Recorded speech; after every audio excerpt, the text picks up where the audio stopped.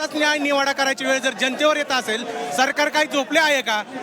आम्हाला कुठल्याही पक्षाला किंवा कोणालाही विनंती करायचं नाही. एक सिस्टीम जी आहे सरकार म्हणून, तर या सरकारने याची दखल घ्यावी. हा अपघात आहे का नियोजित अपघात आहे अजूनही महाराष्ट्राला कळलं नाही. बारामती तालुका पोलीस स्टेशनला नोंद आहे की जो ब्लॅक बॉक्स गावलाय तो ब्लॅक बॉक्स हा सुरक्षित आहे, व्यवस्थित आहे आणि मीडियावरती सगळीकडे सांगितलं जात आहे की ब्लॅक बॉक्स पूर्णपणे जळाला आहे. मग ह्याचं नेमकं कारण काय? रोहित दादांनी जसं म्हणलं की एक अपघात आहे का नियोजित अपघात आहे अजून महाराष्ट्राला कळलं नाही. हा जर अपघात निघाला आणि जर या ठिकाणी गुन्हा दाखल गेला, बारामती ही क्रांतीचं ठिकाण आहे आणि या बारामतीमधून अशी क्रांती घडणार, महाराष्ट्रभर हे आंदोलन तीव्र स्वरूपाचं होईल एवढंच सांगतो. या ठिकाणी गुन्हा दाखल जर नाही झाला तर आमची एकच भूमिका आहे, पहिल्यांदा गुन्हा दाखल झाला पाहिजे. आदरणीय रोहित दादा युगेंद्र दादा आमचे आत बसलेत, तर FIR लिहून झाल्यानंतर तो जे निर्णय देतील, मग जर FIR यांनी लिहून आम्ही या ठिकाणी रोहित दादा रितेशाई साबळे माझं नाव आहे.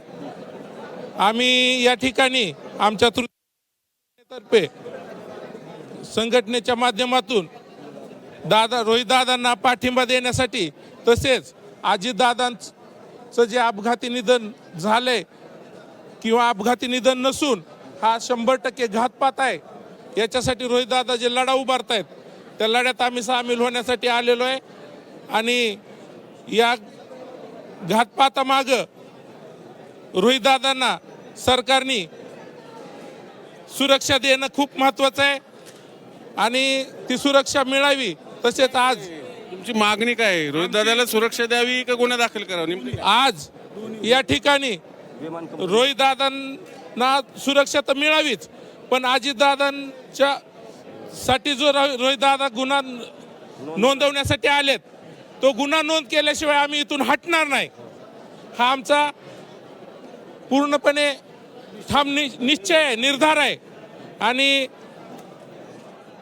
या सरकारचा आम्ही आमच्या तृतीयपंथी संघटनेतर्फे जाहीर निषेध करतो आणि रोहित दादांना कडक अशी सुरक्षा व्यवस्था द्यावी. याच्या मागं काहीतरी घातापाताचं शक्यता आहे अशी आमची मागणी आहे. आमचं काय म्हणणं आहे, मी बाळासाहेब शिंदे काटेवाडी गावचा रहिवासी, मी शिवसेनेचा कार्यकर्ता आहे. पण आमची अशी मागणी ही रोहित दादांनी एकट्याची मागणी नाही. अजितदादांचा घातपात झालाय का ॲक्सिडेंट झालाय ही मागणी एकट्या रोहित दादांची नाही, तर महाराष्ट्रातल्या तमाम जनतेच्या प्रत्येकाच्या मनात आहे. काहीतरी झालंय त्याचं नेतृत्व फक्त रोहित दादा करतात.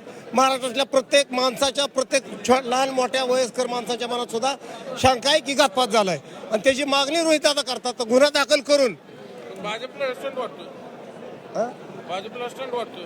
हा हो का, मी सांगतो तुम्हाला, सर्वसामान्य माणसाच्या एखाद्याच्या घरात जर चोरी झाली तर तो जाऊन पोलीस स्टेशनला म्हणून माझी चोरी झाली, पोलीस तपास करतील. तसाच हा प्रकार आहे.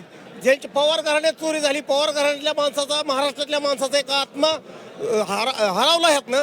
आणि भाजपला जर स्टंट वाटत असेल, त्यांनी संशय घ्यायची काही कारण नाही. त्यांनी मोकळ्या मनाने खुलेआम चौकशी करावं. ह्याच्या पाठीमागं जनतेच्या मनात आडी निर्माण करायची, ह्यांच्या घरात दुही निर्माण करायची, फूट पाडायची, हा भाजपचं षडयंत्र आहे. म्हणून त्यांना भाजप म्हणतं आम्ही वहिनी